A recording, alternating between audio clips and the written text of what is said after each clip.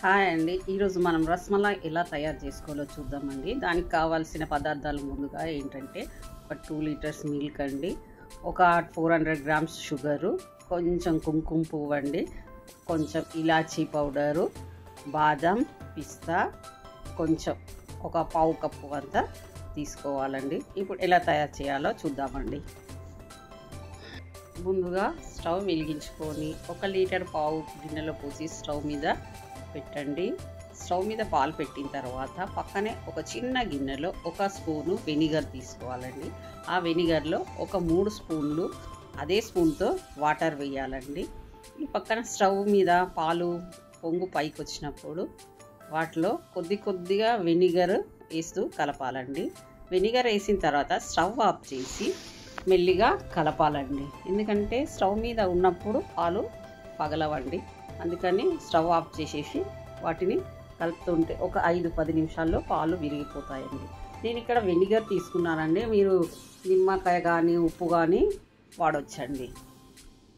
ఇప్పుడు ఒక గిన్నె తీసుకొని దానిపైన క్లాత్ పరిచి ఈ పగిలిపోయిన మిశ్రమాన్ని ఇలా వడగట్టుకోవాలండి. ఇలా వడగట్టుకున్న తర్వాత ఐస్ వాటర్, కూల్ వాటర్ని దీంట్లో కొంచెం వేసి వడగట్టాలి. ఎందుకు చల్లనీళ్ళు అంటే మనం వెనిగర్ వేసాం కదండి, ఆ వెనిగర్ స్మెల్ పోవడానికని చల్లనీళ్ళతో దాన్ని ఇట్లా చేయాలండి. అప్పుడు వెనిగర్ స్మెల్ అనేది రాదండి. తర్వాత దీన్ని మంచిగా వాటర్ అంతా తీసేసి ఇట్లా మూట కట్టి పక్కన పెట్టేసుకోవాలండి. మనం ఇప్పుడు బాదాము, పిస్తా సన్నగా కట్ చేసి పెట్టుకోవాలండి. అలాగే ఇంకో లీటర్ పాలు పోసి స్టవ్ మీద పెట్టాలండి. ఈ విధంగా స్టవ్ మీద పెట్టినప్పుడు పాలు ఒక పొంగు రాగానే అందులో 1 కప్పు షుగర్ వేయాలండి. షుగర్ వేసిన తర్వాత కొంచెం కుంకుమ పువ్వు, మనం కట్ చేసి పెట్టుకున్న బాదాం, పిస్తా వేయాలండి. కుంకుమ పువ్వు వేయడం వల్ల కలర్ ఇలా చేంజ్ అవుతుంది. అలాగే ఇలాచీ పౌడర్ కూడా వేయాలండి. వేసిన తర్వాత ఒక 5 నిమిషాలు మరిగిన తర్వాత పాలను తీసి పక్కన పెట్టుకోవాలండి. దీన్ని రబ్రీ అని కూడా అంటారండి. ఇది చల్లారనివ్వాలండి. తర్వాత ఇందాక మనం క్లాత్లో చుట్టి పెట్టుకున్న మిశ్రమం ఉంది కదండి, దీంట్లో 1 స్పూను కార్న్ఫ్లోర్ వేసి ఇలా బాగా మెత్తగా కలపాలండి. ఎక్కువసేపు లేకుండా బాగా మంచిగా అయిన తర్వాత వీటిని ఇలా బాల్స్ లాగా చేసి పక్కన పెట్టుకోవాలండి. అవి ఆరిపోకుండా పైనుంచి క్లాత్ కప్పి పెట్టాలండి. ఇప్పుడు స్టవ్ మీద ఇంకో బాణీ పెట్టుకోవాలండి. ఇప్పుడు సగం షుగర్ వేసినాం కదండి రబ్రీలో, ఇప్పుడు ఇంకా మిగిలిన షుగరు ఇందులో వేసి దానికి 3 ఇంతలు, 1 కప్పు షుగర్ ఉంటే 3 కప్పుల వాటర్ వేయాలండి.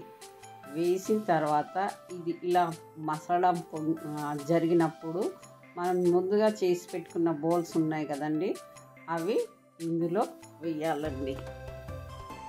చేసి పెట్టుకున్న బౌల్స్ అన్ని షుగర్ సిరప్లో వేసినప్పుడు మూత పెట్టేసుకొని హై ఫ్లేమ్లో 20 మినిట్స్ వరకు మరగనివ్వాలండి. ఎందుకంటే ఈ సిరప్ ఇనికి ఈ బాల్స్కి బాగా పట్టుకుంటుంది, స్వీట్నెస్ వస్తుందన్నమాట.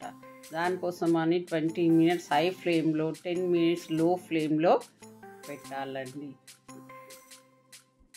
షుగర్ సిరప్లో ఇవి మరిగిన తర్వాత ఒక గిన్నెలో ఒక హాఫ్ వాటర్ తీసుకోండి. అందులో ఐస్ ముక్కలు అందులో వేయండి. ఒక 4-5 ఐస్ ముక్కలు వేసినాక ఇప్పుడు ఆ షుగర్లో ఉన్న సిరప్లో ఉన్న ఆ బాల్స్ అన్నీ తీసి ఇందులో వేయండి.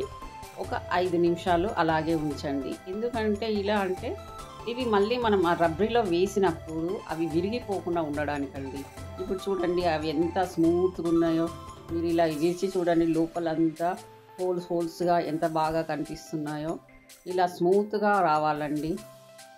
ఈ కూల్ వాటర్ల నుంచి వీటిని తీసేసి మీకు నచ్చిన ప్లేట్, సర్వింగ్ ప్లేట్ ఏదైనా సరే, ప్లేట్ కానీ, బాక్స్ కానీ, బౌల్ కానీ ఇలా వీటిని సెట్ చేయండి. సెట్ చేసి పెట్టేసి మనం చల్లారిన తర్వాత రబ్రీ ఉంది కదండి పక్కన, అది దీనిపైన వేయాలండి. వేసినాక ఒక 5 అవర్స్ బయటనే పెట్టాలండి, ఫ్రిడ్జ్లో పెట్టకుండా. ఆ సిరప్ అంతా కూడా ఆ బాల్స్కి పట్టుకుంటుందండి. అందుకని ఫ్రిడ్జ్లో పెట్టకుండా బయటనే పెట్టాలండి.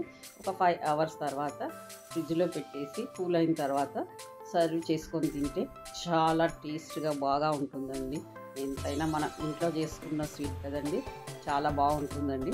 మీరు కూడా ట్రై చేసి చూడండి.